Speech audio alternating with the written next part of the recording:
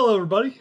Welcome to my channel. This is Dave, and I'm wearing my favorite Hart Foundation t-shirt, so why not unbox the Ultimate Edition Bret the Hitman Hart, the Walmart exclusive.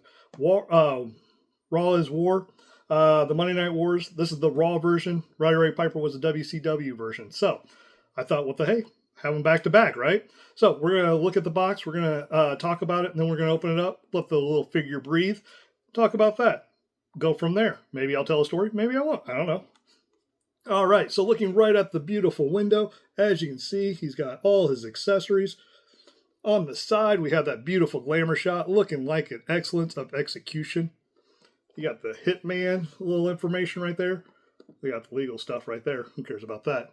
But a little blurb on the back. You have the actual figure picture right there. And then you have his sweet look right there. I'm going to read this little blurb for you. In the middle of the faction warfare of the early Attitude Era, the WWE champion, Bret the Hitman Hart, surrounded himself with only the people he could trust, his family. Tensions between the Hart Foundation and DX exploded before their infamous Hitman versus Shawn Michaels Survivor Series match. And if you're a wrestling fan, you know exactly what match that is. The Montreal Screwjob.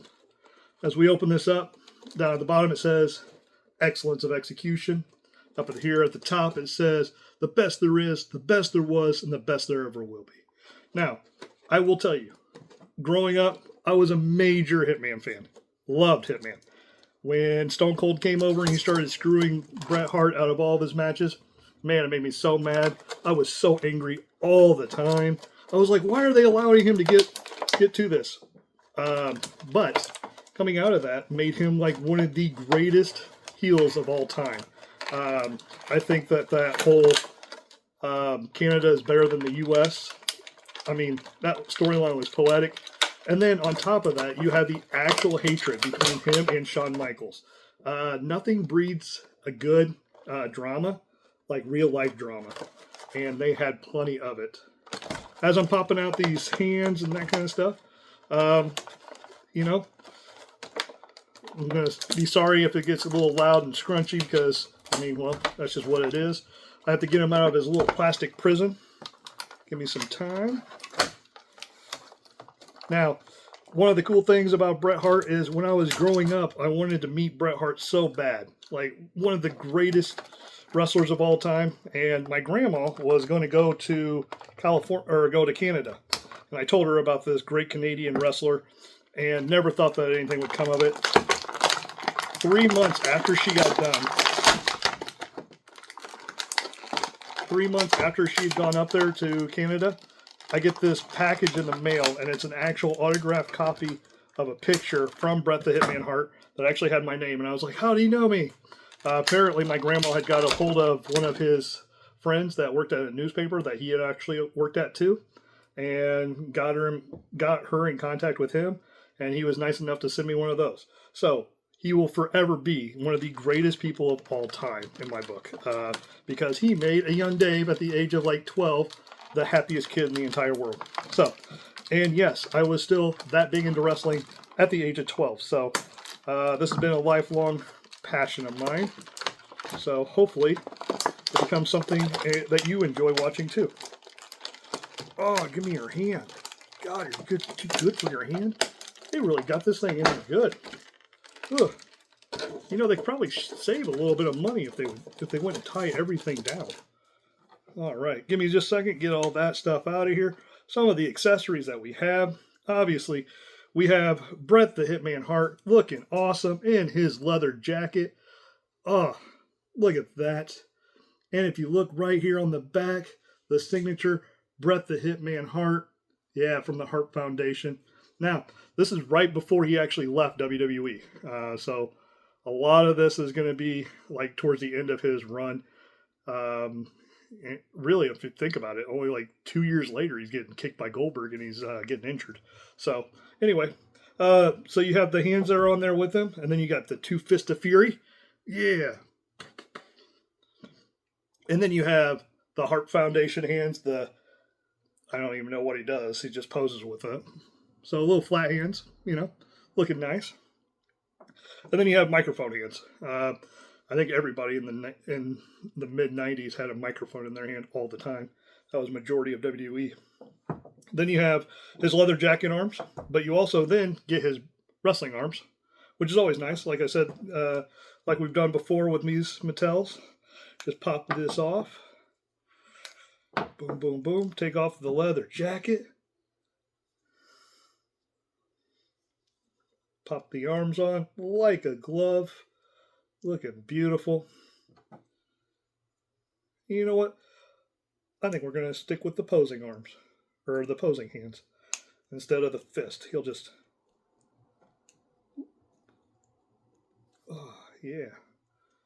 Get that ball joint going a little bit.